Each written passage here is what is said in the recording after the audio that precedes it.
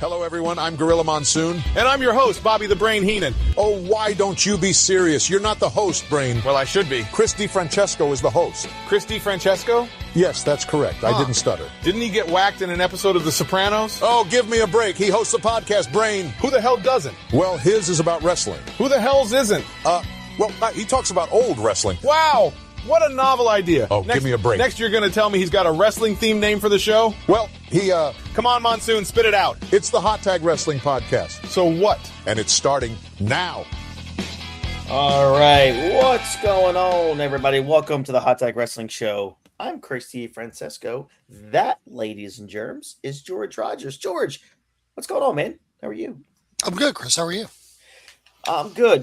Just got done work literally about 10 minutes ago, so I wanted to get on here and get this one on a roll here because, look, I've said this for many years on this show. We haven't covered this show yet, as far as I know. I've done over 250 episodes of Hot Tag, so we could have covered this 3 years ago for all I know. But on YouTube, we have not covered this yet. We've definitely done this. Okay, like a few times because Okay, it always comes back to this. yeah. It's like this is like the Back to the Future reference. It always comes back. And I think we even cover this on the now defunct Big Geek Energy. Oh, okay. All right. Maybe. Yeah. Okay. So been a while, but we have such a brand new audience here over the last few months here on our show. So again, thank you to everybody who's liking our videos, subscribing to the channel. We're approaching 6,000 subscribers on this channel. So really do appreciate all the support. But this is a show that I've talked about for years and years. It's a show that I'm trying to see or determine in my head if this is a pay-per-view that I'm not sure is rivaled in terms of the amount of times I've watched it. I'm trying to think of another show that might come close. I've watched WrestleMania 5 a lot over the last 20 years. WrestleMania 19 I've watched a ton. I've watched, I'm trying to think, man. I've watched You've watched New Blood Rising a lot. I've watched a lot of Sin. I've agreed as well. I've watched WrestleMania 25 a lot because of Taker and Michaels, but I think from start to finish, I have probably watched this show more than any show in WWE and WCW combined. I still to this day, and we're going to go over it here, I still to this day think this is the greatest pay-per-view ever.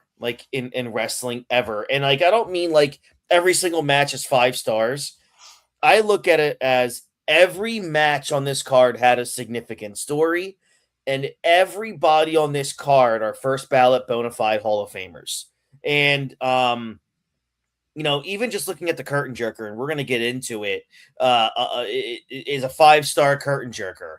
And we're going to get into all that, but George, let me ask you. I know you get asked a question like this on your main podcast. Did you watch this live? No, because I was not allowed to order pay-per-views. Okay. So this would have been 2002. So I definitely ordered this one. It was Shawn Michaels' return, but my dad always allowed me to order 4 pay-per-views a year, and that's the big 4. That was what I was allowed to order, and then my dad would just call Comcast and say it didn't work and get his money back. So that's probably why he was so lenient with me allowing to get 4 pay-per-views a year. But that was pretty much how it worked for me up until I was able to, make my own significant dollars and got to pick and choose which pay-per-views I bought. But up until this point in 2002, I always purchased the Rumble, Survivor Series, SummerSlam, and WrestleMania. But this one I was just so jacked up for. George being a mark for Shawn Michaels just as much as I am. This was I can vividly just put myself back in 2002 thinking, this is it. This is the peak of my wrestling fandom. in in March of 1998, I was lost. I when Shawn Michaels was done, I'm thinking to myself, what in the world am I going to do? Because for 8 years, because in 1990 was the first time I discovered pro wrestling.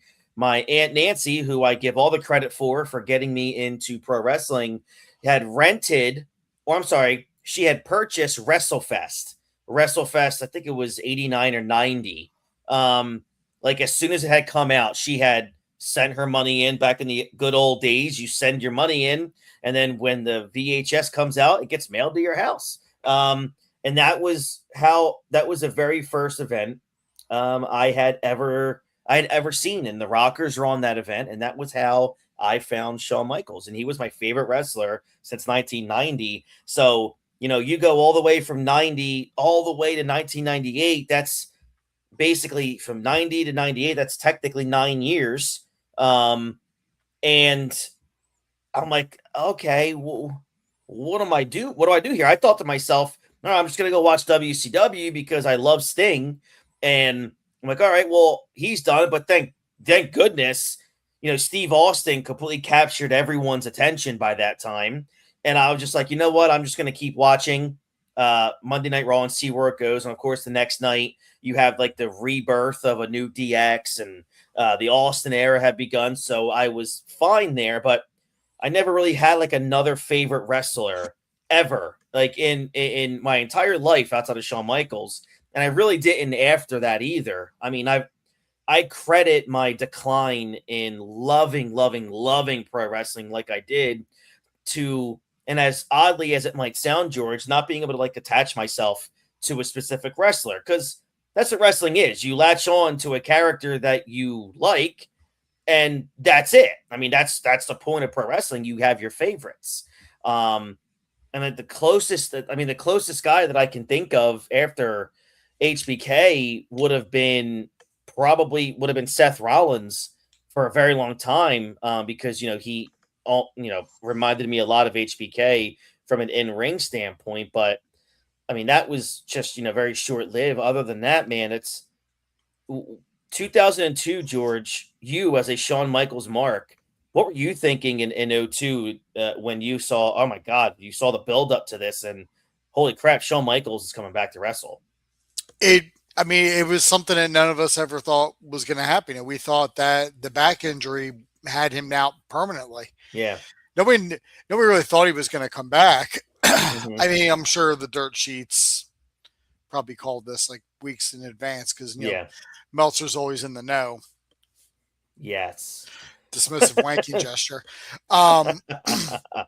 But like I remember the buildup for it, like the DX like reunion of Shawn and Triple H coming out together, then Triple H with the heel turns. Everything, the build for this was so fantastic. Like I remember when it first happened, I'm like, wow, is Shawn going to come back and wrestle, or is this like, is somebody else going to be a proxy? Is it setting up for like Kevin Nash to return and face Triple H? Yeah, but no, it was HBK came back, and what a swerve too! What a build! Yeah, you have the return of HBK, which we covered last week. Was they used HBK as the reason Triple H chose Monday Night Raw. So Triple H comes back, and they get into all right, they're going to get the band back together here. I remember, I remember being in my old bedroom, hearing the DX music coming out of the commercial break, thinking, oh my God, it's happening. Comes out, they do the whole thing on the microphone, and then boom, a massive pedigree, and we're off to the races, pal. And George, and then you get the whole thing about, bashing his face through a car, the car window, and the old school trying to figure out the security camera and who it was. Yeah. And it points out that it's why didn't they just use AI to digitize the video? It's weird. Like, I don't know why they didn't do any of that. Alan Iverson wasn't available. So, and I was just thought to myself, man, paying attention to this, like, God, what a build. And it wasn't even like a long build either. It was only, a few weeks. You know, you were literally getting right into after Vengeance. Here comes SummerSlam. So, like George, I mean, because you have two pros, two guys with again, we talked about this before, even modern day, how you don't have to overthink shit. The story for Shawn and Triple H is already written, even here in '02. Just do a couple weeks of good TV and let's saddle up. I'm ready to go. And they did. And that's the thing. Like they did. Exactly. It was appointment television. Yeah, it really was. And I want you to think about this real quick. I want you to try to wrap your brain around it, because I just thought of it, and it's kind of wild that even happened. In the same, like within months of each other, we had the NWO and DX in the same company. Wow, why did I never put that together? Like, I just thought, because even though like this DX union, you know, it was extremely short lived and it was really just that entrance, but they were still introduced as D-Generation X when they came out. Yeah, this was like the closest we were ever going to get to the NWO versus DX, and honestly, they could have done it. They really could have done it here. I mean, obviously, Scott Hall was done with the company, but Kevin Nash was under contract. Hogan was still under contract. You could have ran a great little tag match there with Hogan and Nash against HBK and Triple H. Yeah, no doubt. Oh my gosh. I would think probably a couple things happen with that. Either Vince, then this is probably most likely what happened. Vince was like, this is my creation. Yeah, I'm going to roll with this, and we're going to get a good story out of it. Or they did have an idea like that, and somebody, I'm not going to mention any names, probably stroked his Fu Manchu and said, that don't work for me, brother. So, I mean, it was probably that, but I would assume like they could have done it. They easily could have done it. I mean, it's not like we got something bad in its place. Right. But the thing is, like, it's wild how at that time, you could have done it. Yep. And that would have been the time to do it.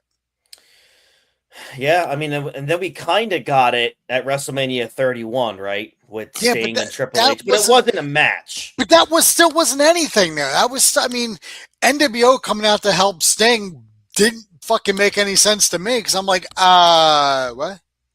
Well, that would be like Vince coming out to help Austin against Kevin Owens. Like, it's like, right. Excuse me, beg your fucking pardon. I mean, it was great because we got that visual of the three NWO guys fighting DX, but unless they're coming out in red and black, this shit doesn't make sense to me. I agree. All right, so we are here to talk about WWE SummerSlam from 2002. It's the 15th edition of WWE's annual August Spectacular.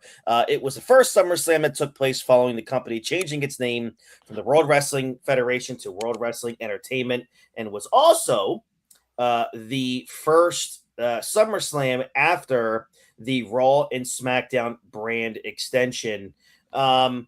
There was also big changes in the main event scene, because this was the first time Brock Lesnar main evented a WWE pay-per-view while Steve Austin was sitting at home after refusing to put over Lesnar in the King of the Ring tournament with no build to that match. So obviously we look back and we agree with Austin's thinking regarding that decision, but obviously looking back, and Austin has said this a billion times, that he could have handled it a lot better. But look, here's what I'm trying to say. Also, even without Steve Austin on the card, the star power is astronomical. It's extraordinary. There were, 18 wrestlers on the show. I think 16 of them went on to become world champion in WWE, either before this or after it. The three that never did were Goldust, Test, and Lance Storm.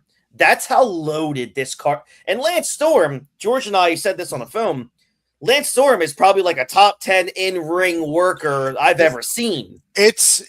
Honestly, I'll say this. It's only a matter of time before there's only one person on this card who's not in the Hall of Fame. I agree. And that would be Test. Right. Not for any other reasons, but the fact that like his career did not last very long. It didn't exactly blow the doors off of anybody. He was a very competent mid carder. I will give him Yes. that. And I did enjoy Test for what it was, but and a Hall of Fame career. Like sorry on it. Like sorry on that one. But like Lance Storm is, as you said, one of the top 10, probably even top 5 best in-ring technicians. Yeah.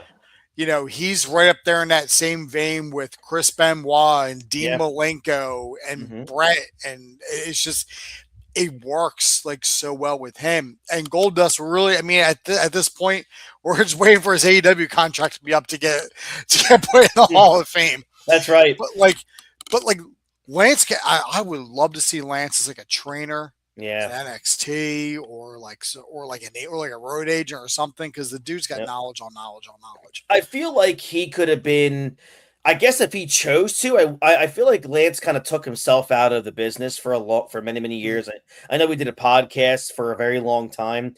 I feel like if he really chose to, 2 decades ago, he could have easily become like what people look at Jerry Lynn today, like one of the biggest producers and trainers there ever was. Like you said, the knowledge is just, unfathomable what he's got. But it's those guys, and I'm gonna bring it up because I know it's gonna drive you nuts. But it's those ECW guys that just know. They just fucking know, man. Like Jerry Lynn was like ECW ride or die, like as was Lance right up until he got that WCW contract, but that was still in 2000. Yeah. So he was still in ECW for the Impact players, him and Just Incredible. What a fucking tag team they were. Yeah. Oh my God. With Dawn Marie as a valet and Jason Knight. You don't know because you didn't fucking watch.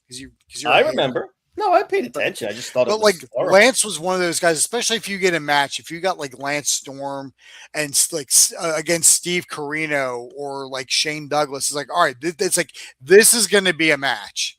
Yeah, this is going to be a great match. This isn't going to be like any of the standard bullshit with like New Jack and a shopping cart full of bullshit and all that. Like it's like, oh, I'm getting a wrestling match on this ECW show. Okay. Take me to school, boys. That's right. Good stuff like that. Side note about ECW real quick. When I was working at ShopRite in South Brunswick, I opened that store. It was a brand new store. Our Pepsi distributor would come in like once a week. He would come in a couple times a week. He came in once. He would come in earlier in the week in the morning to take inventory of what he needs. And then he would show up later in the week, like on my morning day, which was Thursday. He would come in. So I had a pretty good back and forth with the Pepsi rep. That Pepsi rep in a previous life was Danny Doring from ECW. Dear Lord. I did not know this. One of our maintenance guy, which is a fancy term for janitor, came up and told me, and I was cool with him. And he's like, you know who that is, right? I'm like, our Pepsi rep? Like, he's just the guy that works for Pepsi. And he's like, nah, that's Danny Doring. I'm like, yeah, I looked at him. I was like, you out of your fucking mind right now? Are you telling me I've been chatting up with fucking Danny Doring about just bullshit for like the longest time? I took a picture with this man in like 2001 at the Armory in Philly. Wow. All right. And here he was like delivering my Pepsi. So it goes to show you, boys and girls, you can get into wrestling and then also work for Pepsi. There he is, Danny Doring. Yep. Billy Doring. Kid, somehow a doppelganger for Billy Kidman. It looks like at some point. He's Billy Kidman's big brother. That's it. I mean, that was a good tag team he had with Amish Roadkill also. Gosh, I remember Roadkill. Holy cow. So good. When you get past the bullshit and like all the hardcore stuff, there were some real gems in ECW. Oh my gosh, no, I totally agree. I just kid around a lot, but I would watch ECW when it was on, and if I would catch it, boy, if TNN decided to air it that week, right? I used to love me some, Jericho, some RVD, Taz. Some of that stuff was so. What made it is the Gargoyle fans. The fans made ECW better than it was. You don't say the ECW fans were gargoyles. Yes. You don't fucking say. I forget, Chris. What city was ECW based out of? That's right, Philadelphia. Yeah. The gargoyleless capital of the fucking world. So, of course, like, you see how rabid Eagles fans are. Of course, ECW fans are going to be just as rabid. Except they have a little bit more sense. The two biggest matches on the card was The Rock defending the WWE title against Brock Lesnar and Shawn Michaels competing in his first match in just about 5 years against Triple H in a street fight. In terms of pay-per-view buys, it was pretty successful. 540,000 pay-per-view buys in North America. That number is about average of a typical SummerSlam. It was actually the fourth highest WWE pay-per-view buy rate of 2002 behind WrestleMania, the Royal Rumble, and No Way Out, which was the debut of the NWO, which was obviously, No Way Out that was way bigger than normal in terms of a buy rate, but everybody knew what was happening. So, all right, let's get into this. WWE SummerSlam 2002 from the Nassau Veterans Memorial Coliseum in Long Island, New York. August 25th. It starts with a great pyro display, packed house. No video package to start the show, which is weird. But it was such a hot show. They just wanted to get right to the action. Kurt Angle enters first to the "You Suck" chants. Let me just say, I might be the only one, but this is actually my single favorite attire for Kurt Angle. The McDonald's straw attire? Yes. It is my favorite. I don't know why. I think because it just stood out. I loved it. The first time I saw him with that, I'm like, he looks like a straw from McDonald's. It's yellow on one side and red on the other, but like I always remember like the red side of the. Yeah, now they're fucking paper, so you don't know. Yeah. The SmackDown announce team of Michael Cole and Taz are ringside to call SmackDown matches. The Spanish announce team is there as well. It's Kurt Angle versus Rey Mysterio. It's his WWE pay-per-view debut after signing with the company very, very early in the summer of this year. Rey Mysterio doesn't walk down the aisle. He attacks Angle from behind with a Hurricane Rana, and the bell rings from there.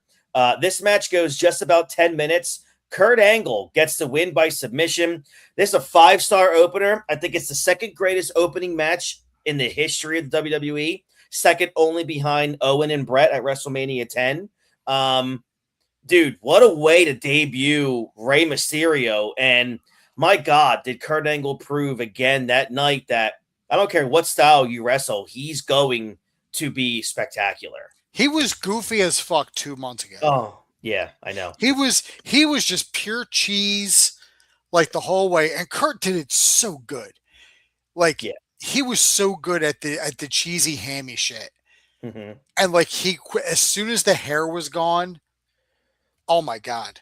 Mm-hmm. We got a whole new Kurt Angle. Can I ask you a question? I thought about this today, actually. No, I'm not going to shave my head, so don't. No, I don't want you to shave your head. It's all right. I don't want you to. Nature's taking care of it anyway. Yeah, that's right. Nature's doing what I've asked it to do. You son of a bitch. It was me all along. You're the hair or power. That's right. The hierarchy's about to change. Great. Thanks, Dwayne. How come when people talk about the top 5 greatest performers of all time, and you take everything into account, why is Kurt Angle not mentioned enough? I mean, if I had to stroke a guess on it, I'm gonna go with, and it's not a knock, but trends are where the trends are. It's probably because he went to TNA, so a lot of people forget about it. I'm not knocking I'm not knocking TNA, but viewership numbers tell me everything. Right. More people were clearly watching WWE than they were watching TNA. So when he went to TNA, you had some people that jumped over. Right. But it's probably for the fact that he was in a whole different company. And a lot of people who make these lists on about like top 10, like they only ever watch one fucking company. Mm-hmm. But like when you get guys like like the two of us who watch everything, like our buddy Dean, who also was watching everything for a while as well, and guys who have kind of been around, they always give Kurt Angle like some credit, but it's all these like newbies who kind of jump in and then who didn't live through this the first time around and don't remember, or they just did, or they did, but they didn't appreciate it because they thought it was too boring and they wanted to see blood and horse shit. Right. I mean, it was also, so I guess in that way, the difference of the eras, like we're now, everybody loves a good in-ring performance. So there isn't as much like hacky, carny bullshit that kind of put wrestling on the map. And honestly, I wish they would kind of just at least kind of go back to it. Stop trying to take yourself seriously like your UFC. Now it's another company that should never fucking take itself seriously. Right. Bunch of fucking clowns they are. But like, stop trying to treat this like a legitimate sport because you're on ESPN now. Like you'd be on the fucking Ocho. Honestly, wrestling would be on the fucking Ocho. But like, bring some of that jokey horse shit back. But like now, because everything's so serious, so people look at stuff like Ruthless Aggression, they look at, you know, the characters. Yeah. So it's like they don't realize how good Kurt Angle was in the ring. Oh, he was perfect, man. I mean, he really was. I'll say with this though, what I would have done, I would have had Ray win. So I was about to bring this up because I was listening to from years ago when Bruce Pritchard and Conrad covered the show, and Conrad threw a massive bitch at Bruce about, oh yeah, just another WCW star you bring over and you bury him. And Bruce actually fired back, which was rare, and said, oh, losing to Olympic gold medalist, a guy who was a multi-time world champion at that point, and you know, that's burying him. He gets to come in and start with Kurt Angle. And, you know, Conrad's like, yeah, but he should have beat him. You know, Kurt's not the champion then. And then Bruce said, oh yeah, I guess it really, really hurt the career of Rey Mysterio to lose to Kurt Angle. And I always looked at it as if at that time, I don't think losing to Kurt Angle meant anything. And I don't think winning against Kurt Angle would have meant anything, would have meant more either. Winning against Kurt would have definitely done more. Maybe, but it was a throwaway. Right. It is, but like, I guess when you look at it from like a surprise factor, not because of what they are, but for the fact that Ray is so much smaller than Kurt. So that kind of like sneaky little roll up win or whatever, like, and then Kurt doing the surprise, like, you know, like how, you know, who do, and then Kurt maybe just going a little aggressive after the match, you know, beating Ray up a little bit on the outside, like post him. But don't you think it was kind of a surprise in a way that Kurt won? I guess, yeah. And I mean, when I looked at it as if when I every time I watch a show, I go, I disagree with Conrad because I feel like it's almost a surprise that Ray didn't win. And I thought, okay. And then, you know, Bruce went on to say, okay, cool. You know, he's a top star from WCW, but how many main events was he in? How many world titles did he win in WCW? Yeah. Like, was he in the fucking Burial? Like, dude, what? Yeah, that's the thing. Like, I don't have a problem with Kurt winning. I would have understood both ways. That's one of those matches that could have went either way. It works one way or the other. It doesn't. Right. Yeah. Again, like I said, this is a 5-star opener. This is probably, you know, this is the best 10-minute match in the history of wrestling for sure. This was definitely a sprint. They worked very fast paced from the moment that the bell rang. It did not slow down. This is like the kind of match. I mean, I'm happy it didn't get another 5 to 10 minutes because what it did and what it accomplished in the 10 minutes that it got, it was like, oh God, it was just perfect the way it was. But I can't even imagine if you would have given these guys 5 to 10 more minutes. You know, Angle getting the win was fine. Again, like I said, because he was obviously the way more established tippy top guy in WWE, while Mysterio just coming in. So losing to Angle didn't hurt Mysterio at all. But like George said, if he does get the win, he gets to put that under his belt. But again, this was kind of just a throwaway match. Because like we just said, Kurt Angle was just in the main event Vengeance a month prior for the WWE Undisputed title. So, Angle right now in the eyes of the viewers is still a tippy top main event guy. They ended up wrestling each other a lot in singles and tags as part of the SmackDown 6 as years went on. But boy, they had the chemistry between these two was awesome. Let me, I'm doing a little bit of research here real quick because I'm curious about something.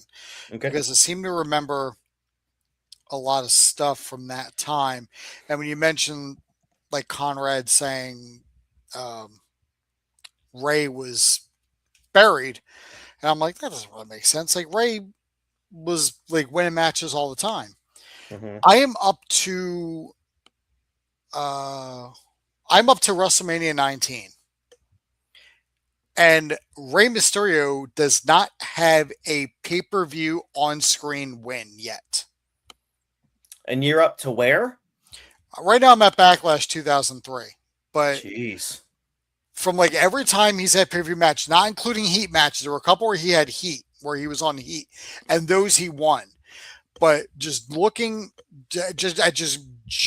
ahead, Ray lost a lot of pay-per-view matches. Like he doesn't have. I'm at Backlash 2003, and he doesn't have a win. He lost the Big Show at this one.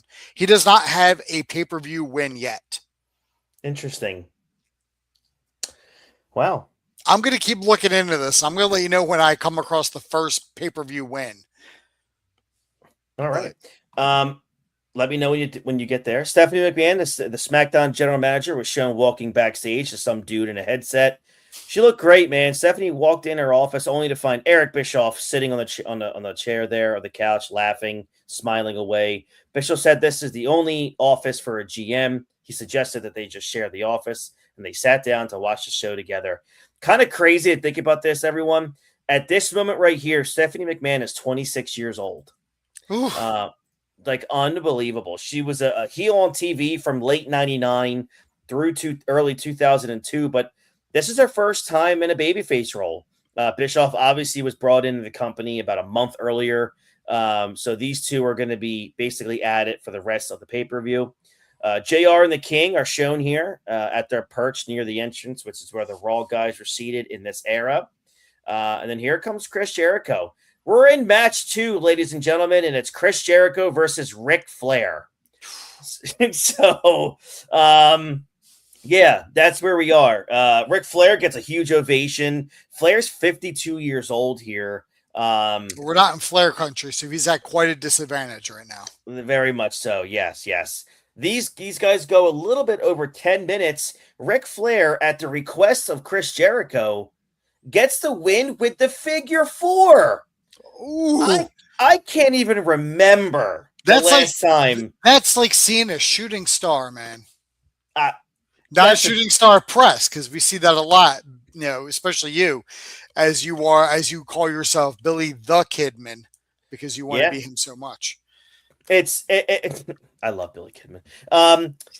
He's Flair gonna listen to this and be like, I need to stay away from this guy. He loves me too much.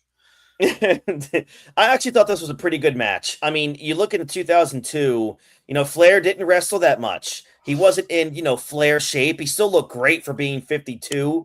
In Jericho's book, he covered this whole period here, and he talked about how the original finish was an inside cradle, but Jericho begged Vince to let the guy win with the figure 4 because it would help Flair. And I agree. It's interesting looking back now. Flair's 52 at this time, and Jericho. Gosh, he's a young cat. And how old's Jericho now? 56, and he's like 56, and he's still going.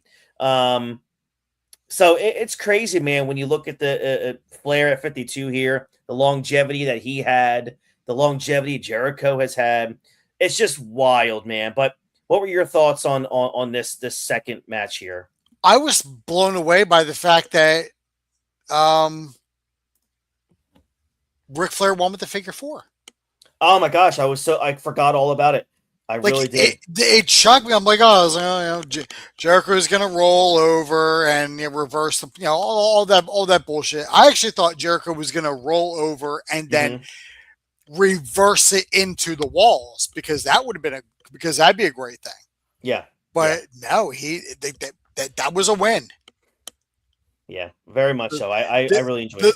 The last person I saw win with the figure four up till this point was Gerald Briscoe when it was Patterson and Briscoe against the Mean Street Posse on Raw in '99. Yeah. And Patterson, I think had Joey, not Joey Ebbs, had Rodney and the Boston Crab, and Briscoe had Pete Gas in the figure four. Oh, Brock Lesnar's in the locker room. Pete Gas gets mentioned on the Hot Tag episode, August 13th, 2026. Brock Lesnar's in the locker room with his manager, Paul Heyman. There was a pep talk from Heyman saying that Brock has to take this guy out. Heyman said The Rock is going to bring everything he has, but Brock has to take him out early and leave as the undisputed champion. Heyman said that Lesnar is the next big thing, and tonight the next big thing will arrive, and Lesnar smiled. Chris, we have our first Rey Mysterio pay-per-view win. Okay. Armageddon 2004. Wow. Unbelievable. Armageddon 2004. And it was a tag match. It was him and Rob Van Dam defeating the star-studded tag team of Rene Dupree and Kenzo Suzuki. Oh, thank God he got a win there. I mean, how do... and Mysterio didn't even get the fucking pin in it. So he got the win, but he still doesn't even have a pin win yet. Because Rob Van Dam got the pin because he hit the 5-star. Unbelievable. Maybe Conrad was onto something. Maybe. Damn it! I can't believe it. He might. No. I'm not giving him any fucking credit. Fuck you, bitch. Just because you're married to a Flair doesn't mean you are a Flair. That's right. Eddie Guerrero makes his entrance with a smug look on his face and all gassed up. Fucking respect on his name. Dude, you should respect his back covered in steroid acne. That's what you can cover. Beat the shit out of you where you stand. I will say there was a funny sign that mocked the mullet of Guerrero, and I forget what it said, but it was really funny. I have to go back and find it. But Edge makes his entrance, and he was getting a really good mid-card push at the time. Edge still having that Never Gonna Stop theme song. Great ovation. Oh, by the way, if you're keeping tabs here, it's match 3, and this is Eddie Guerrero versus Edge. So it's like the hits keep on coming. This match goes about 12 minutes. The Edge gets the big win by pinfall. This is a 4.5 star match. George, these two guys had a banger here. What was your thoughts on Edge versus Eddie? I feel like Eddie made Edge in this match. No doubt. I 1,000% agree with you. Eddie had his put over boots on. This was the year of like Edge just getting the rub from every fucking body. Yeah, it was clear he was getting built to be the next, one of the next big guys. And then he got hurt. Idiot. Yeah, I know. Yes, idiot. The idiot got hurt. Yeah. And then he jumped off the cage and broke his leg. Yeah, the dummy. Retardo. Oh, that's funny. It's again another incredibly competitive match with Edge selling that left arm shoulder the whole time, coming back to get the win. The finish wasn't great because Edge pinned him with a spear and with the injured shoulder. I think it should have led to a false finish, and then Edge, they could have done something else after that. Edge maybe doing what George wanted out of Mysterio. Maybe you sneak a roll up for a quick win there over the heel. But it was what it was. Maybe even go with the execution at the time. I love the story of the match. It was well done, which was, no surprise because Eddie's just so elite at this point. And then you have a quality opponent like Edge. It was just so well done. Just great stuff. Actually, technically, I was wrong. Ray does get the win at Rebellion in this year, but I don't count Rebellion because that was an England pay-per-view. They don't even count Rebellion. I mean, Rebellion's really never even mentioned. What I was going to say is if ever anybody wants to maybe go look it up on YouTube, or if you can find old SmackDown episodes anywhere, see if you can go to September 26, 2002 on SmackDown. Edge versus Eddie, I mean, a 7-star match on television. Yeah. So see if you can go find that. Too. Yeah. A commercial airs. Where are the SmackDowns now? Dude, I have no clue where the SmackDowns are. Okay. To say they might still be on. I don't know if they're still on Peacock. I don't think they are. I don't think so. I think they yanked everything from Peacock. Yeah, I'm trying to actually find it now. I can't seem to find it. So I guess that's not going to work. Okay. A commercial airs for World Wrestling Entertainment. Our season never ends. It's a shot at other sports that have seasons. Here come the Un-American trio, Christian, Landstorm, and Test. Did an interview with Jonathan Coachman. They ripped on the fans for not appreciating them performing at a world-class level. The challengers are Goldust and Booker T. Entered first for the WWE Tag Team title match. Christian and Landstorm are the champs with an upside-down United States flag, which JR noted was the universal symbol of distress. Here we are, fourth match, and you have Christian, Landstorm, Booker T, and Goldust. Oh, Christian's not in the Hall of Fame either. Yeah, well, I don't know what the hell's going on with that. Christian, I think, is actually another one when he gets out of his AEW contract, then he'll go in. Christian, and I've actually said this publicly before. I think Christian is one of maybe the top 5 of the best bell-to-bell workers I've ever seen. Christian was absolutely unbelievable in the ring. I always say this. With that tag team, they pushed the wrong guy. 1,000% agree. Yeah. No, I'm a massive mark for Christian. A huge fan. Like, look how long it took Edge to really break out being a solo star. I know. It took him banging another guy's girlfriend to get any sort of recognition as a single star. I mean, he was injured for a good portion of it, but it's just like it took so fucking long for him to get off the ground. I know. I feel like with Christian, it wouldn't have taken as long. No, I don't think so either. Christian because Christian can talk. Oh, could he ever? I mean, Edge can talk too, but Christian's got the mic skills. Edge did not. It took Edge like another 2 or 3 years. I mean, once he became rated R superstar, I mean, he went in the full like Heath Ledger Joker mode. He just adopted that persona, but it took another 3-4 years. Yeah.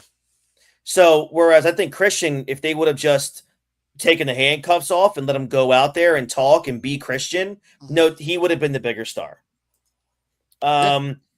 Winners by pinfall after just about 10 minutes is Lance Storm and Christian. I thought this was a really good tag team match with the heels working over Goldust and Booker.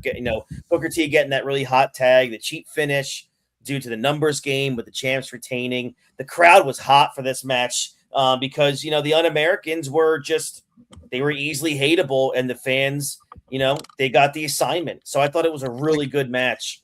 And it's great because the Un-Americans were so hateable because they were, first off, they were all foreigners. Right. Lance and Christian, Test are all Canadian, and Regal, when he eventually joins, is from England, so it works. Yeah. But you had them as heat magnets, and then also how much people loved Booker T and Goldust as a tag team. Yep, big time. Oh my God, that was some great comedy work there. You talk about some of the most unlikely chemistry ever. These two, man, just one of a kind, just one of a kind team. It's such it's like that great comedy duo where you have the straight man essentially, Booker T, who's like Booker T, and then your off the wall comedy guy who's Goldust. It's like looking at Billy Crystal and Robin Williams. Like Mhm. Billy's the straight man and Robin Williams is the goof, Yep. There's a clip of the World in New York City. Nydia was there with Jamie Noble. Nydia.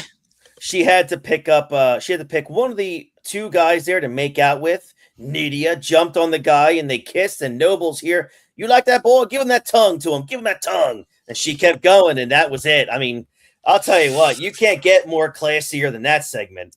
Listen, that's the kind of stuff that you see at your local Applebee's on a Thursday afternoon.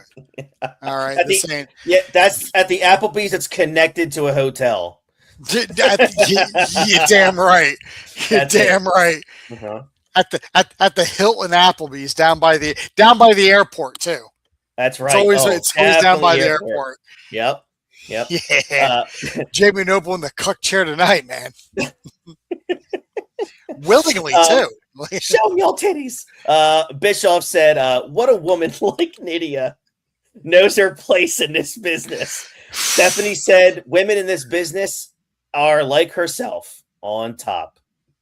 That a boy, Paul. They trash talked about the Rob Van Dam versus Chris Benoit match. Chris Benoit of SmackDown made his entrance first. Look, what he said was bad. What she said was somehow worse. I know, right? Sorry, I was just rolling that in my head. It's been 19 years since the Benoit thing. I'm just gonna say it now. I thought his entrance theme song was awesome.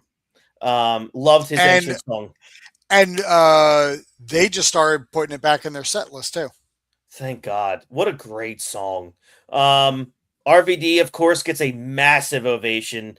He represented the Raw brand as he was the former champion. IC title match here. Chris Benoit versus Rob Van Dam. This match goes about 17 minutes. Bro, what a freaking match. Again, guys, the next match on the card, Chris Benoit versus Rob Van Dam and like prime. Both of them are in their prime. They were just giving you this. Yeah, this was just handed to us. Yeah, and this is Vince just running the card like, oh fuck, I gotta put somebody in there. Like it's just like when your entire menu of people is this stacked. Yep. There's no way you're missing at all. Yeah. No. Dude, it's one of those. This is one of the very few pay-per-views that when I sit down to watch, I don't fast forward. I watch it from beginning to end. But this was just a spectacular wrestling match. RVD, Chris Benoit had great chemistry. They were two guys that would lay their shit in to each other too. And it was just tit for tat. It was just great professional wrestling. So I highly recommend, obviously, on this show. I mean, watch the whole thing, but definitely check these two guys out.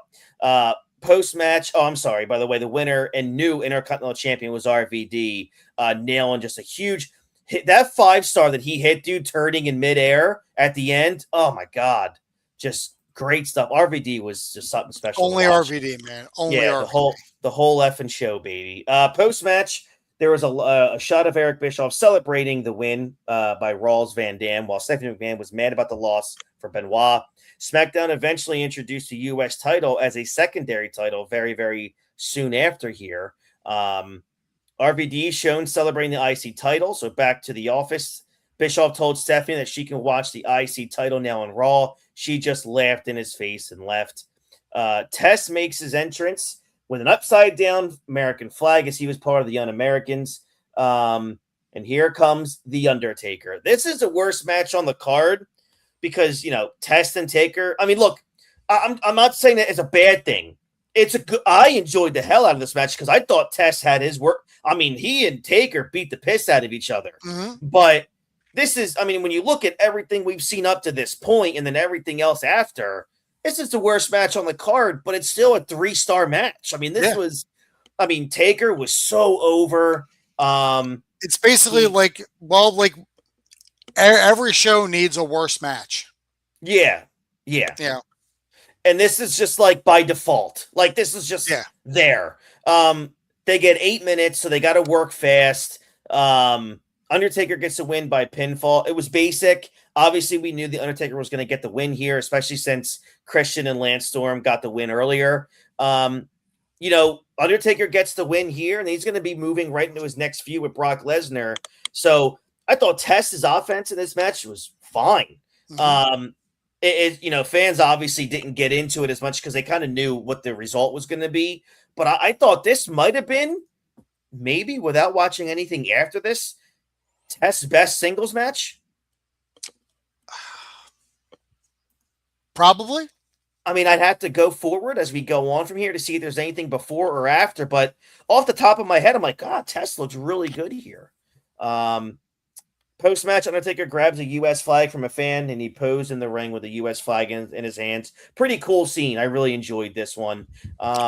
Taker became a face so gradually, you hardly even noticed it. That's right. All it took was a feud with Canadians. That's all it was. Those bastard Canadians who have just destroyed United States at every turn over the last 300 years. How dare they? That's right. All right, and here we go. My second favorite match in wrestling history. The video package aired for Triple H versus Shawn Michaels in an unsanctioned match, a focus on their friendship going back to 1997 into 1998, and then Shawn Michaels was out of action after major back surgery. About a month before SummerSlam, Triple H teased bringing back DX with HBK, but Triple H attacked him during the promo in the ring with each other. They also had a famous scene where Michaels had been beaten up and put through a car window. The security footage revealed that it was Triple H. That led to Michaels challenging Triple H to a match at SummerSlam.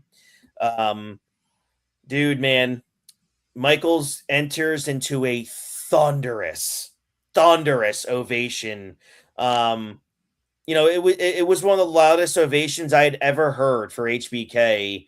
He's only 37 years old here. So just let everybody know, like, the dude's 37.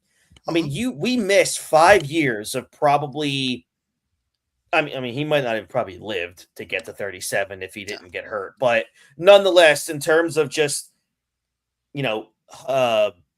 hypothetically speaking, between the ages of like 32 and 37, you would think HBK would have only gotten better from an in-ring standpoint. But look, the dude comes back, and as George and I have talked 100 times, and we'll talk 100 times again, I'm sure, after this. This is the beginning of HBK's best run. The best run of anyone, maybe even ever. Like, just thinking about what the guy did over the next 8 years. I remember watching this and, just so excited to see Shawn Michaels back in the ring because I, like everyone, thought he was done in 1998. There was also that, nervous tension because we all had no idea if Shawn could work. We had no idea if he could take a bump. I should point out that he did have a match at his Texas wrestling school in 2000, but it was very gimmicked, and a lot of us never even saw that match until like maybe years ago. But it was just, a street fight where he took no bumps. This was the real comeback, with that last WWF match taking place, WrestleMania 14, where he ushered in the Steve Austin era. I was just so excited, man, because favorite wrestler of all time, just so happy to see him back in action. So the anticipation was massive. Triple H makes his entrance. He was a mutant at this time. Triple H gets to the ring. Shawn does his famous, he's just laying down on that top rope saying, "Come on, bring it in. Come on in here, Triple H. Let's get ready to go." Posing on that turnbuckle. And then here we go, man. Top heel in the company, Triple H. Obviously Michaels making his, legendary return to the ring. Michaels here in blue jeans and cowboy boots. Triple H in his traditional wrestling tights and boots. Dude, right off the bat, this match, start to finish, bro, 28 minutes. JR says in 25 years, I've never seen anything like this at all. Shawn Michaels gets to win by pinfall, a quick roll up at the end, which was so beautiful.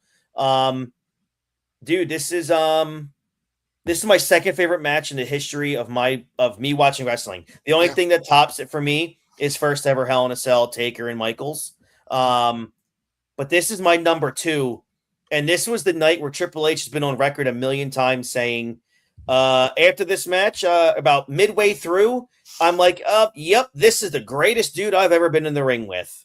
It's like, George, how do you even fathom a dude that hasn't wrestled in 5 years can come back and look like he got better? Like it was almost like he was immune to ring rust. Yeah. Like it didn't exist. There were no signs of it. It was like no time had passed at all. Yeah. You know, he's jumping off the fucking top rope and like going through tables and shit. It's like this guy here, the guy whose back was broken in half, and like nobody knew if he was gonna fucking do it again. Mm-hmm. Yeah, I just can't believe it. I went back because I remember there was an excerpt out of Shawn's first book, Heartbreak and Triumph, and I went back to read about this match. And the excerpt said Shawn was talking about preparing for this match, and Triple H is like, "Well, we got to meet up in Connecticut, and we got to get in a ring. We got to go to the building. We got to maybe take a little bit of bumps here." So to see how we can react, so Triple H and Shawn can know how they can do this if Shawn can even do it. So Shawn talks about how, okay, they went to Connecticut, they went inside the ring there in one of the floors, and they get in the ring, they lock up. Triple H does one Irish whip to Shawn Michaels, and Michaels stops and says, "All right, I'm done. I'm just gonna have to feel it in the ring." And Triple H was like, all right, I'm not sure that I'm ready for this. And like Triple H talks about how he's like, I'm the one that's nervous, and this guy hasn't wrestled in 5 years. And Shawn just gets in the ring and literally, I mean, the first 2 minutes, he's doing a springboard off over the top rope onto Triple H. And, you know, he's skinning the cat. He's taking a backbreaker on a chair. It's like, dude, what the heck? Where was this guy? What lab was this guy created in? Yeah. Like it almost feels like, and with Shawn, you could probably even try to believe it a little bit. Yeah. Like, what if Shawn was just ribbing everybody the whole time, and he's been like, was like working out at his own like ring and. Right. You know, and doing all this shit already, and then just being like, nah, I don't know, I just gotta feel it. It's like he's been prepped for years, and he's just ribbing everybody. Like this he's like he's in his own ring at Texas, like doing moonsaults and backflips. Yeah. He goes, yeah, they're not gonna know. It's a work, brother. Him and Kurt Hennig working out together. Yeah. Just an awesome match.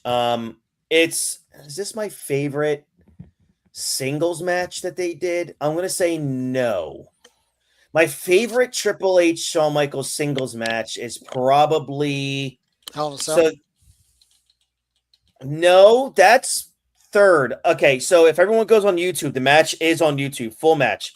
I think it was December 29th, 2003. It was the last Monday Night Raw of the year. It was in San Antonio. And the main event was Shawn versus Triple H for the world title. And they go about 35 minutes. And it was just absolutely perfect. Flair is like out of his mind on the outside, taking some bumps. Just great shit. So go on YouTube, guys, and look that up, because I think that's my favorite Triple H Shawn match. And it's on a Monday Night Raw. I prefer the one in late 1997 for the European title. God, I'll tell you what, that Hunter Hearst Helmsley can sure run the ropes. And again, we've reviewed a lot of matches together, and this one is the most special because of the story going into it. Michael selling the back, which was the focus of Triple H's attack. At nearly 30 minutes, I didn't think this match dragged at all. It's not like they did a ton of rest holds or submission holds. There was so much action, plenty of believable near falls. The finish was perfect. I know some people don't like it when a guy wins a match like without their finish, but I think it was the right call in this match because it showed that Michaels was this much better than Triple H on this night after being away for almost 5 years. But again, that sneaky bastard SOB heel gets the last laugh because post match Triple H gets the two sledgehammer shots to the back of Shawn Michaels, and Michaels is what's the word I'm looking for? Carted out of the arena into an ambulance. But again, man, this was legitimately supposed to just be a one-off. Who knew that Michaels would come back, be this great, and get another 8 years out of him? And hell, in 2 years, we're going to get the best rivalry of 2004, which was HBK and Triple H. So just great shit, man. Just awesome. One of the best singles matches of all time. And also I love the post-match stuff. I love the post-match sledgehammer shots. I thought, you get the babyface, his huge comeback win, but you get Triple H leaving with his heat. I mean, with all the heat is back now for Triple H, because guess what? And again, this is where, politics would get involved with Hogan. Shawn Michaels' head, George, this is it. One and done. Mm-hmm. So Shawn's like, all right, I'll get the pinfall, but let's make sure Hunter gets his heat back because he's going to be on Raw tomorrow night. I'm not. Yeah. So that's a fucking pro. And he needs a reason to be on, and he needs a reason to not be on Raw either. So what better way to do it? Yeah. Exactly. That's professional wrestling, ladies and gentlemen. That whole thing. The doctor and EMTs went into the ring and checked on Michaels. JR says Triple H is going to rot in hell for what he did tonight. Do you have no soul, you son of a bitch? Do you have no soul? Hunter limps to the back with a smirk on his face. Man, nobody hated Triple H more than JR. Dude, I just laughed so loud when he said Triple H is going to rot in hell. You have no soul, you son of a bitch. It's just good stuff, man. So, all right, here we go. Let's see. Let's go down here. Howard Finkel was in the ring doing a promo saying he had to get two things off his chest. Howard mentioned this is the same arena where he announced WrestleMania 2. And then Triple H. Trish Stratus makes her entrance looking only how Trish Stratus can look. Only how Trish can look. That's right. Stratus gets in the ring. This is really good. Finkel said 2 weeks ago she slapped him in the face, and last week she pushed him into a pool of mud. Finkel said that just because she's in the arena with Long Island skanks doesn't give her the right to interrupt him. Stratus said she came out to apologize. Stratus talked about how she realized that Howard has a sexy voice. Finkel said it's a dog-eat-dog world because she's got the puppies and he's got the wiener. Yes, that really came out of Howard Finkel's mouth, ladies and gentlemen. It's so Shakespearean. It's yeah, I mean, it doesn't really get much better than that. We just had Shawn Michaels and Triple H, but we just had Howard Finkel say it's a dog-eat-dog world because you've got the puppies and he's got the wiener. That's a direct quote from the Odyssey. I distinctly remember Odysseus saying that to Circe. Oh, man. It's the best line of the movie. Here we go. Main event time. The video package airs The Rock versus Lesnar for the WWE title. It showed a clip of Lesnar winning the King of the Ring 2002, which also meant a title match here at SummerSlam. Meanwhile, The Rock won the WWE title in a great triple threat match a month early that we covered last week on Vengeance, which is one of our favorite, if not favorite, triple threat matches ever. This was a really cool training video showing both guys working out. I thought it was such a unique way to put them both over as super athletes. It was so cool seeing The Rock working out at the Miami Hurricanes stadium and gym. I just thought this was awesome. What a great build up. I love the segment on Raw where Brock and Paul Heyman bought tickets to sit front row, and Rock came out and they immediately just kind of cut him down, but Triple H is in the ring. Yeah. And then they get a little bit, and that's one of their last back and forths that they have. It's oh, and The Rock is one thing, you're not as world champion, so shut up, bitch. And give us that famous gif that we've the best. Yep. Yeah. That we've used. Brock Lesnar enters with his agent Paul Heyman. Lesnar was just looking so intense. Obviously, Lesnar is the next big thing that WWE just kept saying. I mean, they were hammering home who they were moving forward with, no doubt here. The Rock gets a massive ovation on his entrance. The Rock lays the title down, runs to the ring. The Rock is a face champion here. He's about to take off as obviously a big movie star. Lesnar was the heel challenger that debuted in the main roster 4 months ago. The Rock, ladies and gentlemen, is only 30 years old here. 30. Lesnar's 25. If The Rock did not leave for Hollywood and Brock didn't quit in 2004, this could have been the rivalry of the friggin' decade. I mean, easily. Yeah, but did either one of them pay their dues? How dare you? Any of them ever set up chairs? Listen, George, there's levels to this. At a bingo hall. Oh my gosh. You don't so fucking funny. know. No, I don't have a clue. I'm sorry. Let's get King Nepo Baby Cody Rhodes to weigh in. Yeah, that's right. Ridiculous. He ran the merch booth at the Sportatorium. Oh my god. He was handing out his gimmicks at the Armory. Come get my 8x10, pal. Here at the Richmond Coliseum. Tape trading with the young Brian Alvarez. Alvarez was the one setting up chairs for Cody.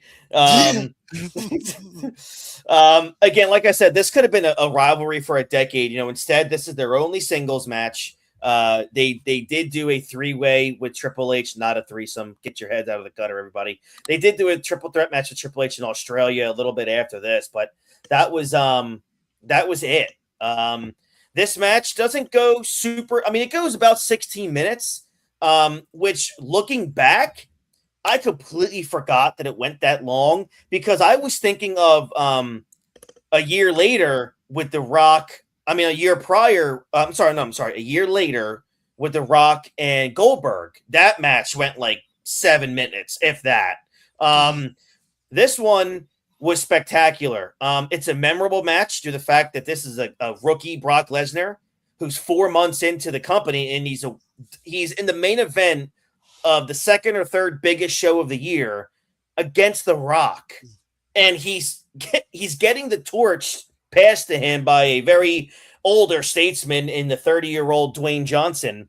But good on The Rock, dude, for recognizing what this is and putting over Brock with seemingly no problem at all. Yeah. You forget that Brock could go in matches. Yeah. And not especially over the last 10 plus years. You forget Brock can do more in the ring than just German suplex and F5. Yeah. Yeah, it was so much more. Lesnar dominated a lot. Rock did make a big comeback. Took out Heyman. The last few minutes were just so exciting. I love how it was booked. Since The Rock's movie career is picking up, it was the right time for him to put over Lesnar, and then Cat just quietly go out on his way. And he will obviously make some shots over the next couple years. But the crowd told a big story because of the way they supported Lesnar.